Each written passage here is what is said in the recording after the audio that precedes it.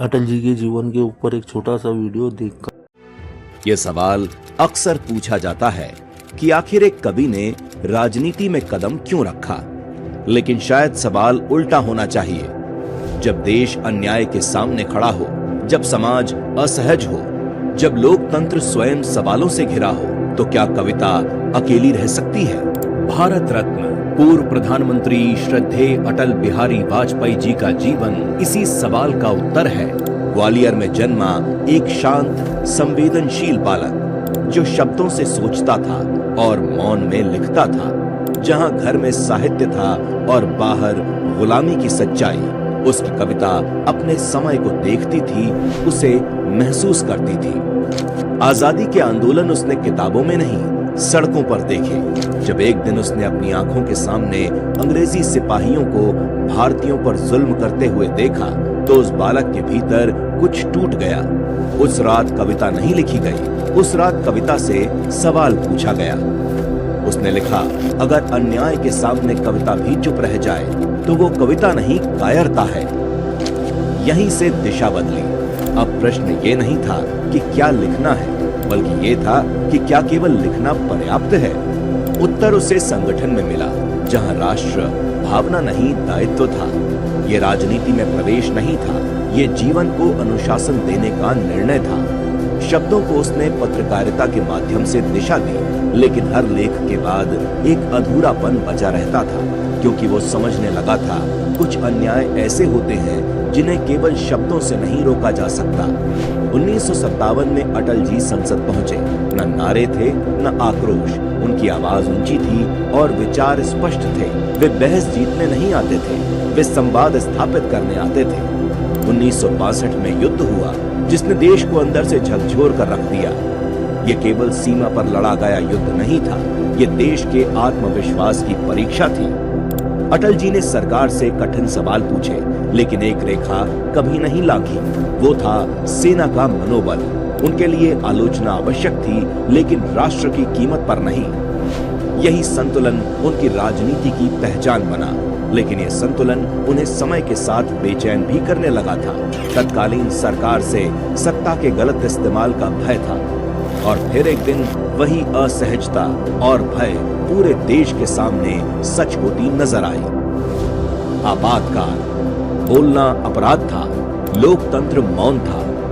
Atal ji jail में थे, उनका शरीर कमजोर था, लेकिन संकल्प अडिग था।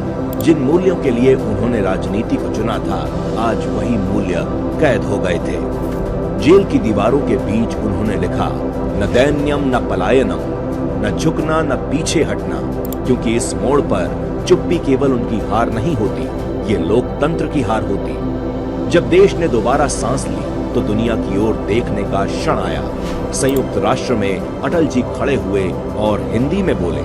ये केवल भाषण नहीं था, ये भारत की आत्म पहचान की घोषणा थी। एक ऐसा भारत जो झुककर नहीं, आत्मसम्मान के साथ खड़ा होता है। लेकिन देश के भीतर प्रश्न अब भी शेष थे। आस्था और राजनीति के बीच रेखाएं धुंधली हो रही थी। ऐसे समय में उन्होंने कोई आसान रास्ता नहीं चुना।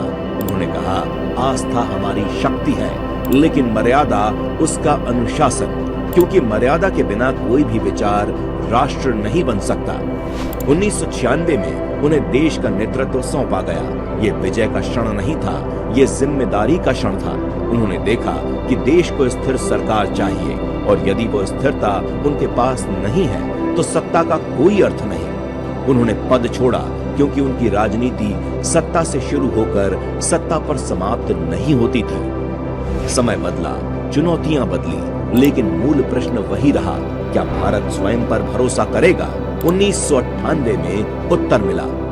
भारत ने अपनी सुरक्षा स्वयं तय की। शक्ति अर्जित की गई, प्रदर्शन के लिए नहीं, संतुलन के लिए, और उसी शक्ति के साथ संवाद का रास्ता भी चुना गया।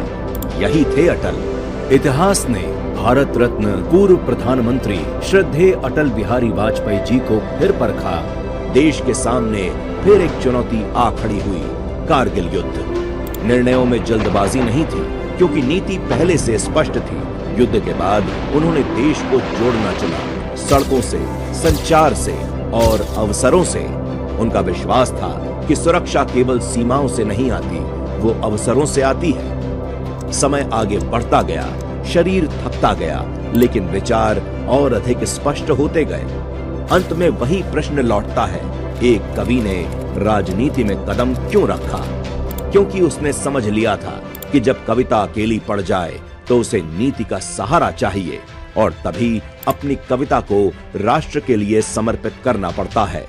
टूटे हुए सपने की सुने कौन सिसकी, अंतर को चीर व्यथा पलकों पर ठिठकी, हार नहीं मानूंगा रार नहीं ठानूंगा, काल के कपाल पर लिखता मिटाता हूँ, गीत नया गाता गीत नया।